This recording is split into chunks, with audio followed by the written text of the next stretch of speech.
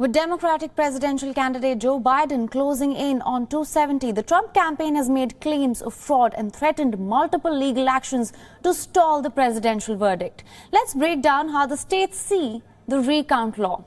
Each state has its own rules and regulations, of course. First up is the battleground state of Pennsylvania, where Joe Biden has taken a lead with 49.6% votes. As you can see, Joe Biden has taken a lead with 49.6% votes and Trump with 49.3% votes. Biden surpassed Trump in Pennsylvania on Friday morning, leading by more than 21,749 votes.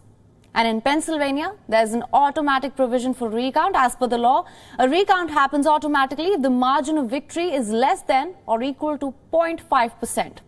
But for a recount to happen automatically, the deadline is 5 p.m. by the second Thursday following the election, which in this case would mean November 12th. And then the Recounting Awards in Georgia was also announced. Georgia was closest to its finish its counting. Biden has 49.4% vote share here, and Trump at 49.3% vote share. Biden is leading in Georgia by a margin of 4,185 votes, and the lead is growing. Up to 8,410 overseas and military ballots may arrive by afternoon deadline. Now, Georgia's Secretary of State said that a recount is highly likely given the very tight margin here.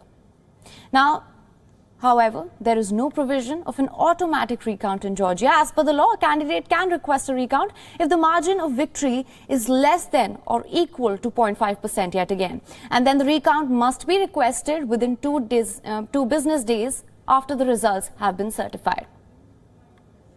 And now for a detailed analysis into the situation, we are being joined by Robert Lerman from Washington, D.C., who is a former White House chief speechwriter to Vice President Al Gore. Thank you so much for joining us. My first question to you is, the Trump campaign has made claims of fraud and threatened multiple legal actions to stall the presidential verdict. How do you assess this? I think they certainly have made those charges, but they haven't offered any evidence to back them up. However, they have a lot of skilled lawyers, and the chances are that there will be challenges in the days ahead. Do I think that will alter the effects eventually of who's going to win? I doubt it. All right. And what can you tell us about the implications of stalling the elections if it does come to that, of course? Well, there's a logical reason for why the vote totals have happened this way. There were 3 ways that you could vote in this election. Because of the pandemic, a lot of people were afraid to go to the polls, stand 6 inches away from other people. They were afraid of getting sick. So they said, well, you can go vote early in person. You could go a few days early, or you could get a ballot in the mail and mail it in. But when people started counting the votes after the election day on Tuesday, they counted the people who had appeared on that election day. And those people were largely Republicans. So it looked like the president had run up a big victory in many states. When they started counting the people who voted by mail and people who came early, those were as much as 80% Democrats. And so you see the president's margins, especially in Pennsylvania or Georgia or Nevada or Arizona, shrink and disappear. And Joe Biden has taken the lead in all those states.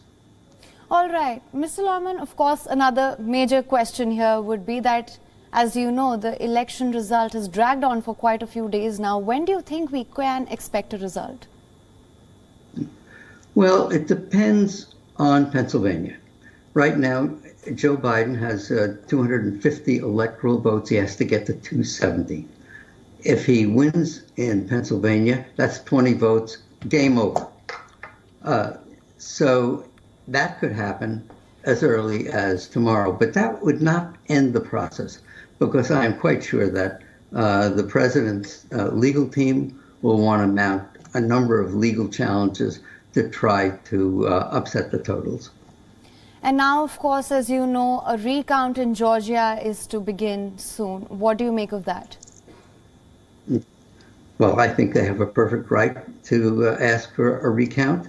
Usually, recounts don't dramatically reshape what the totals are. And, it's not like, oh, if you're 5,000 votes ahead, the recount is going to find 5,000 errors. Usually, those are limited to a couple of hundred votes, so they have a right to do it. Do I think it will change the results? Doubtful. All right, Mr. Lahman, thank you so much for joining us with all those details. We, of course, at WION will closely track the election results. Thank you so much.